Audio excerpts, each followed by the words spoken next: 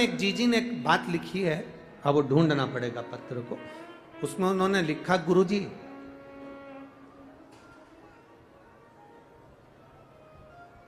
मान लो हम जल चढ़ाते चढ़ाते 2-3 महीने हो गए और शंकर भगवान हमारी नहीं सुन रहे, तो हम जल किस दिशा में बैठकर चढ़ाएं या किस दिशा में खड़े होकर चढ़ाएं? जलाधारी कहां होती है शंकर भगवान की? जम के बोलो जरा सबको, पहले भी कथाओं में बताया।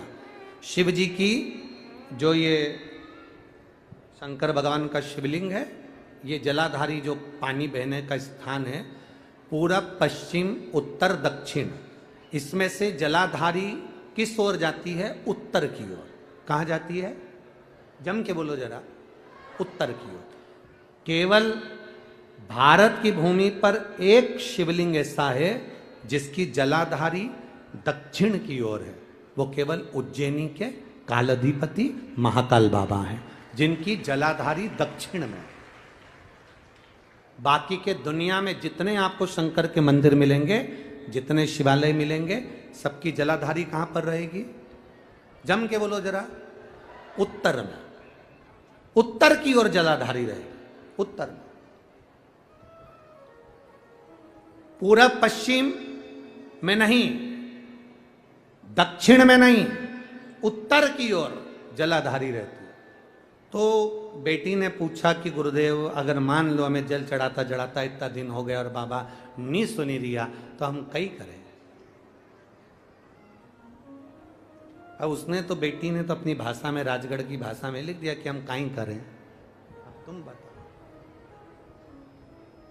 तो मेरा उस बेटी से निवेदन है, तुम काई मत करो, बस इतना करो कि उत्तर की ओर जो जलाधारी होती है ना, प्रत्येक मंदिर में, ऐसा कोई शिव मंदिर नहीं होगा जिसमें उत्तर की ओर जलाधारी नहीं हो। सब मंदिर में उत्तर की जलाधारी रहती, केवल एक कालाधिपति महाकाल राजा की दक्षिण में, बाकी के सब की उत्तर में।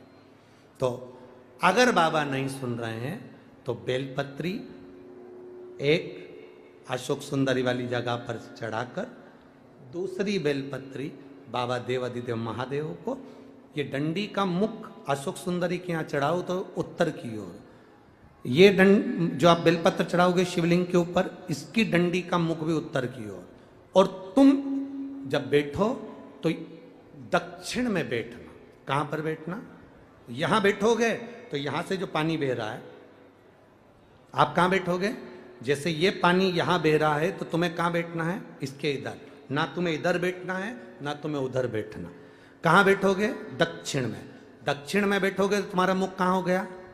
जम के बोलो, जम के, उत्तर में। तो तुम जब यहां बैठोगे तो ये जो जलाधारी है जहां से पानी बहकर जा रहा है, यहां बैठोगे।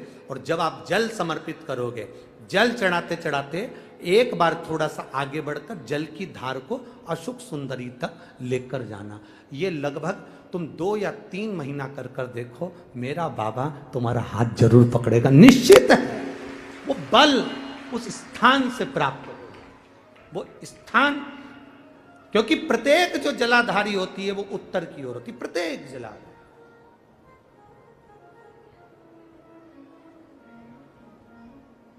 शंभो शरणे मांगू घड़ी रे, दुख काटो दया करी ने दर्शन।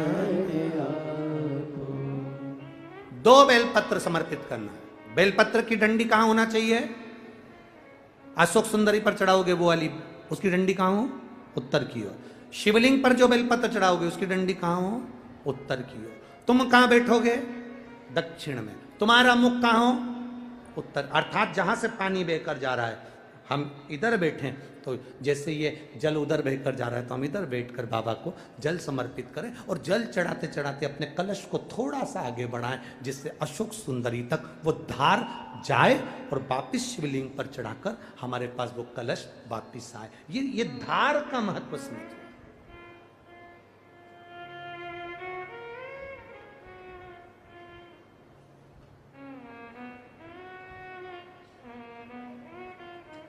एक बार ये कथा हमने कह दी एक जगह पर, तो किसी व्यक्ति ने पूछा, गुरुजी ऐसा भी होता है कि जल चढ़ाने का भी नियम होता है, यहाँ चढ़ाओ वहाँ चढ़ाओ? हमने कहा देखो, एक व्यक्ति वो होता है जो नौकरी में रहता है, नौकरी में रहता है, बैंक में नौकरी कर रहा है, पुलिस में नौकरी कर रहा है, सरकारी नौकरी कर रहा है, स्कूल में नौकरी कर रहा है, तो वो व्यक्ति की जब तक नौकरी रहती है वो कुर्सी पर बैठता है, सिग्नेचर करता है, तो उसकी बात मानना पड़ती, क्योंकि उसका सिग्नेचर हो गया। और वही व्यक्ति जब रिटायर हो जाता है और रिटायर होने के बाद अपनी कुर्सी पर आके बैठ के सिग्नेचर कर दे, तो उसका सिग्नेचर मायना रखाएगा? बोलो जम के। वो किसी को सस्पेंड कर दे तो बात आएगी, भले कितना बड़ा भी ऑफिसर हो, पहले तो तू रिटायर हो गया, रिटायर होने के बाद तू किसी को सस्पेंड नहीं कर सकता।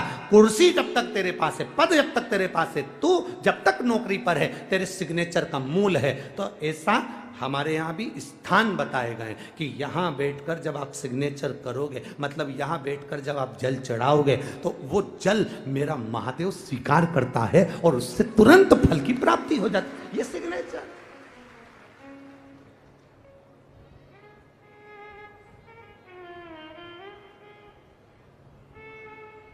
आप उस स्थान की मूलता को जानें।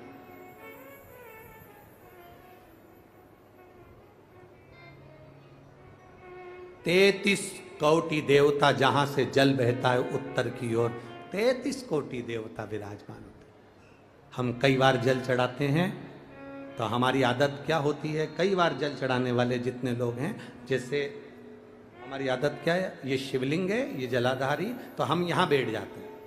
कहाँ बैठते हैं? यहाँ बैठ गए, यहाँ बैठ के हमने जल चढ़ाया। तुम्हें लगता है ना शंकर जी हमारे सामने होना चाहिए, तो हमने यहाँ बैठ के जल चढ़ा दिया। जल चढ़ाया, अब आप चढ़ा तो रहे हो, ठीक है, पर स्थान की मूलता, यहाँ जो कुर्सी है, यहाँ जो स्थान है, उस पर बैठकर कोई प्रधानमंत्री, मुख्यमंत्री, आदि अध्यक्ष, उपाध्यक्ष, विधायक आदि, इसकी जो कुर्सी होती है, कुर्सी साधारण स्थान की मूलता है कि तुम बैठे कहाँ हो। जल चढ़ाते समय, तुम बाबा से कहते समय, तुम्हारी भाव कहां पर है, किस स्थान पर बैठकर आप क्या कह रहे हो।